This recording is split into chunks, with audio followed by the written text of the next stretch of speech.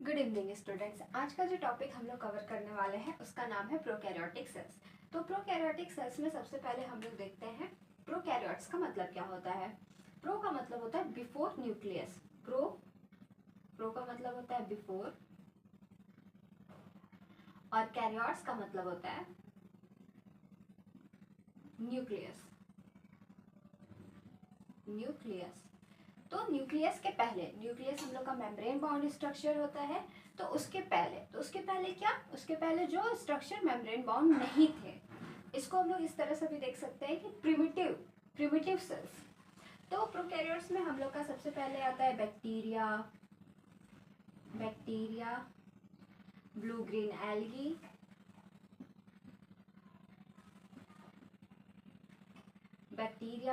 Algae, और प्लूरोन्यूमोनिया like organism,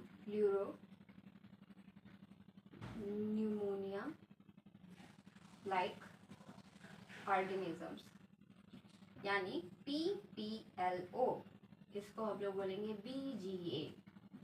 तो सबसे पहले हम लोग का बैक्टीरिया आया। अब बैक्टीरिया की शेप के बेसिस पे हम लोग बैक्टीरिया को डिफाइन करते हैं, यानी उसके सेल वॉल जो कि बैक्टीरियल की शेप को डिफाइन करती है, उसके बेसिस पे हम लोग बैक्टीरिया को डिफाइन करते हैं।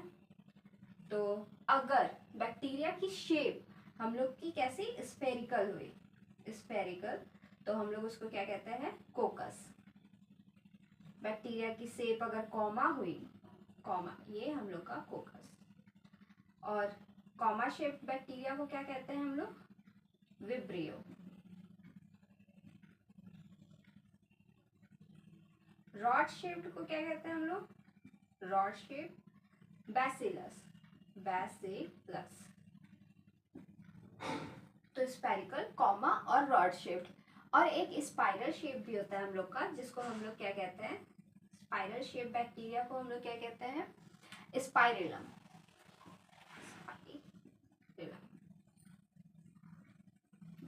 तो ये हुई हम लोग की बैक्टीरियल शेप के बेसिस पे बैक्टीरिया को क्या कहते हैं हम लोग। तो spherical कोकस, comma shaped vibrio, rod shaped bacillus, और स्पाइरल शेप यानी कुछ इस तरह स्पाइरल। इसके बाद हम लोग का बैक्टीरियल स्ट्रक्चर देखते हैं।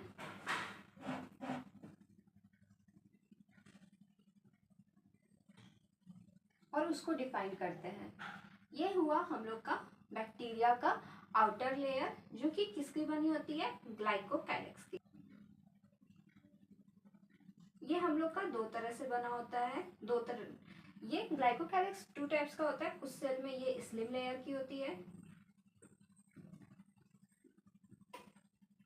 और कुछ शेल में ये कैप्सूल की बनी होती है। इसके बाद हम लोग का सेल वॉल आता है, जो कि हम लोग का पेप्टाइडोग्लाइकेन की बनी होती है। सेल वॉल किसकी बनी होती है, ग्लाइकेन,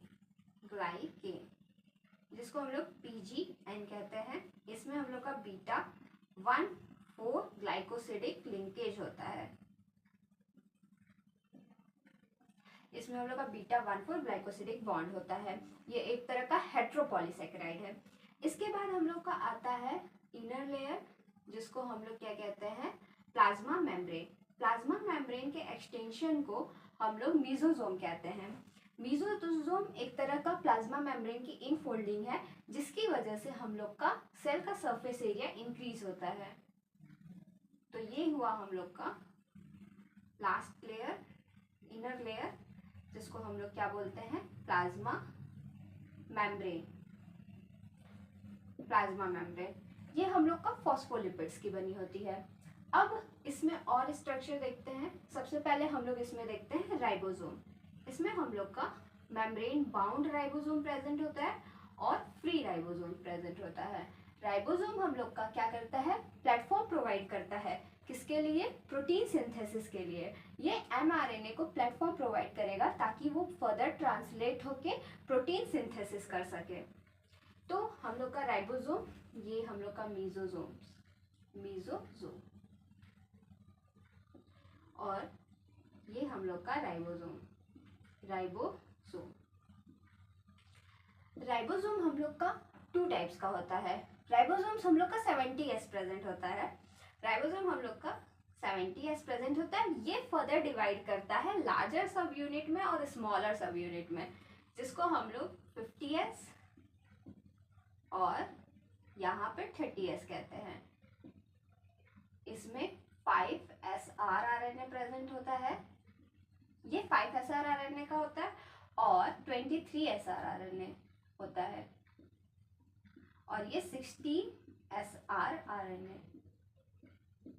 तो ये हम लोग का हो गया राइबोसोम, मीसोसोम, फ्री राइबोसोम, इसको भी लिख देते हैं हम लोग, फ्री राइबोसोम।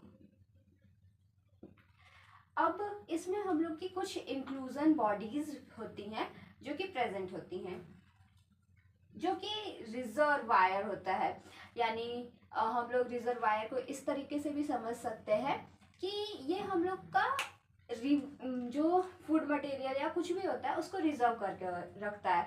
ये मेम्ब्रेन बाउंड नहीं होता है और ऐसे ही साइटोसॉल में हम लोग का स्कैटर्ड रहता है। और ये हम लोग का कौन कौन से राइब हो सकते हैं, ये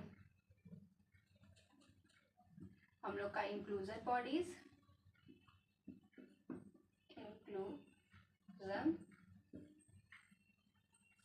इंक्लूजन बॉडीज।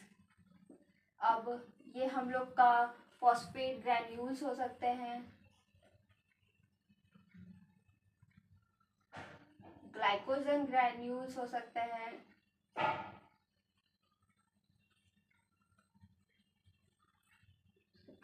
Glycogen granules.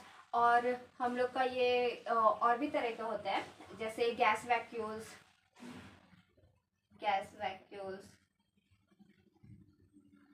और हम लोग का गैस वैक्यूल्स होता है, ग्लाइकोजन ग्रैन्यूल्स होता है, और ये साइनोफाइसिन होता है, साइनोफाइसिन। तो इंक्लूजन बॉडीज कौन कौन से हुए, फॉस्फेट के ग्रैन्यूल्स, ग्लाइकोजन के ग्रैन्यूल्स और गैस वैक्यूल्स और साइनोफाइसिन्स।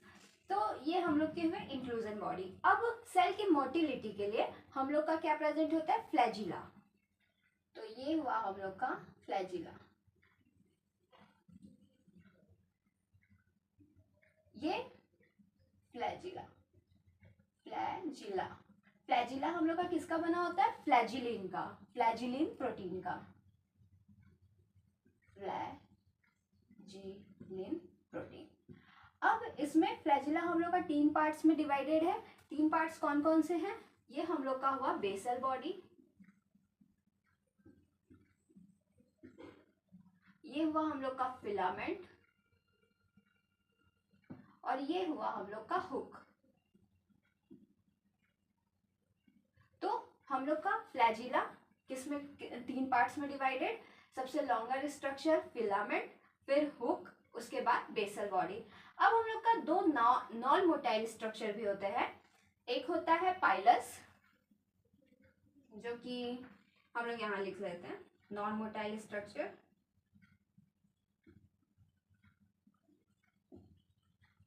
पहला है पाइलस और दूसरे को हम लोग क्या कहते हैं, दूसरा है हम लोग का फिम्ब्री। फिम्ब्री हम लोग का स्मॉलर सिलियरी स्ट्रक्चर होता है, जो कि बायोफिल्म फॉर्मेशन में हेल्पफुल होता है। और ये पाइलस हम लोग का जैसे 2 सेल्स के अटैचमेंट के लिए हेल्पफुल होता है। ये हम लोग का बहुत जैसे कॉन्जुगेशन में हेल्प करता है। अब हम लोग जेनेटिक मटेरियल को देख लेते हैं, जिसको हम लोग न्यूक्लियोइड्स कहते हैं। ये मेम्ब्रेन बाउंड स्ट्रक्चर नहीं होता है, इसको हम लोग ने लिखा न्यूक्लियोइड्स। तो ये हम लोग का जेनेटिक मटेरियल हो गया। और एक और तरह का हम लोग का एक्स्ट्रा क्रोमोसोमल डीएनए प्रेजेंट होता है, जिसको हम लोग प्लाज्मिड कहते हैं। ये हुआ हम लोग का प्लाज्मिड।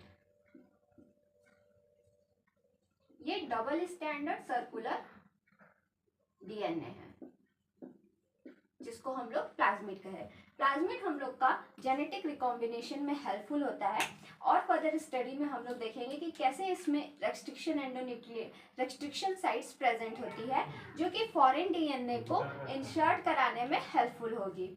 तो आज का इस पूरे लेक्चर में हमने प्रोकैरियोटिक सेल का स्ट्रक्चर देखा और कल के लेक्चर में हम लोग इसको फर्दर एक्सटेंड करेंगे। आज के लिए थैंक यू।